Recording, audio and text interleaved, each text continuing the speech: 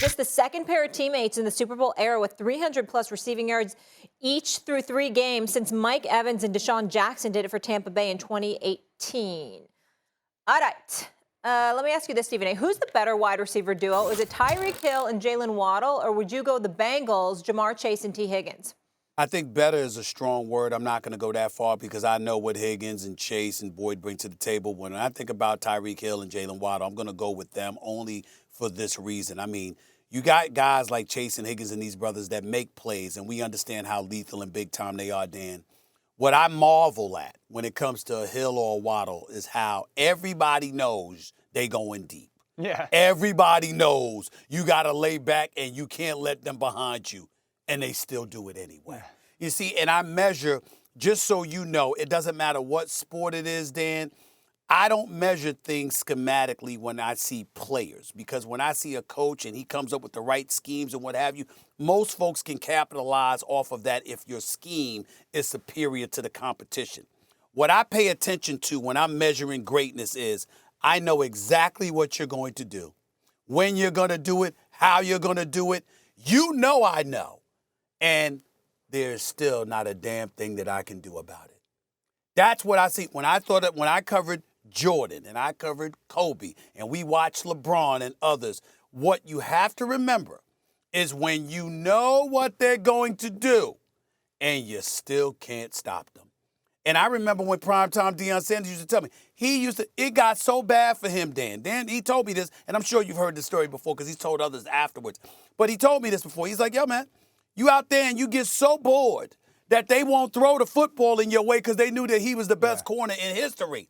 Yeah. That he literally damn near played dead and would act like, he missed a play or whatever and let a guy get a head start. Yeah. Just so the quarterback would throw the football and then he could go and get the interception and take it to the house. This is the kind of stuff that he talked about because that's how great he was. And so I look at Tyreek Hill and I look at the Jaylen Waddle, and their speed is so electrifying.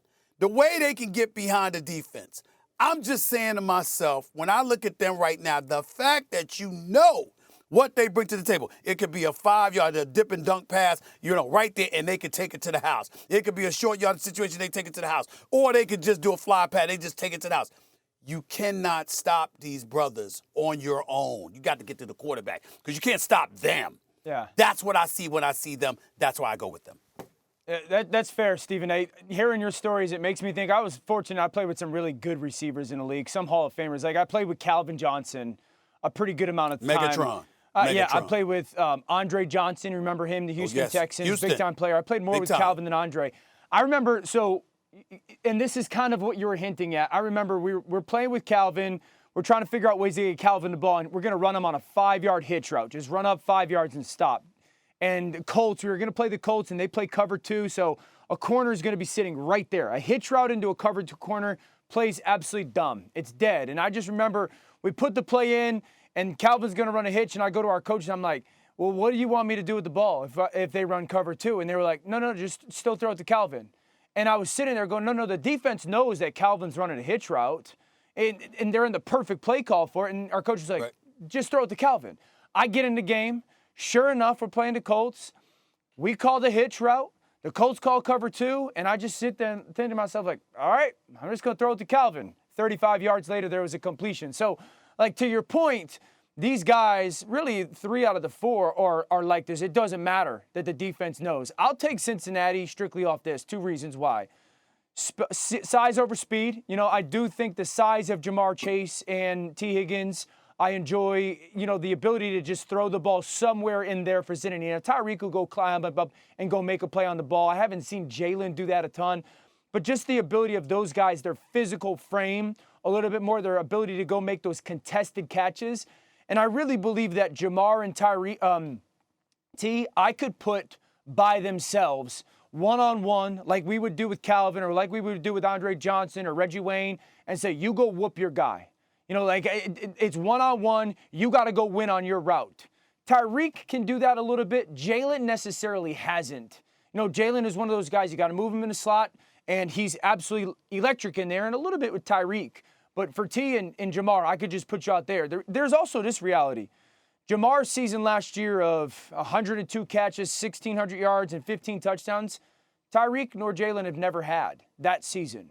Tyreek's best season is sniffing, I think, 1,300 yards. He's had 15 touchdowns in a season, but only 1,300 yards. So in the cumulative, JaMarr's had a better season than either of those guys.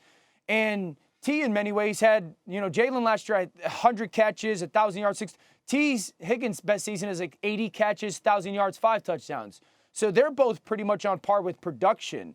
So I think that with the size, the ability to go one-on-one, and the production, I'll take Cincinnati's, but I feel really good about either duo. Well, let me say this to you. Tyreek Hill did have 111 receptions last year. I mean, it wasn't like he had 50 receptions. Totally. He had 111 receptions. Now, I say to you 111 receptions with Travis Kelce as his tight end. Let's not ignore that. And everybody knew it. That's your right. Point. That's fair. That's fair. Yeah. Okay. All right. Okay. I don't adamantly feel like I got to argue off that one. I'm proud of you. I'm proud of you. You're growing up. Thanks for watching ESPN on YouTube. For live streaming, sports, and premium content, subscribe to ESPN+.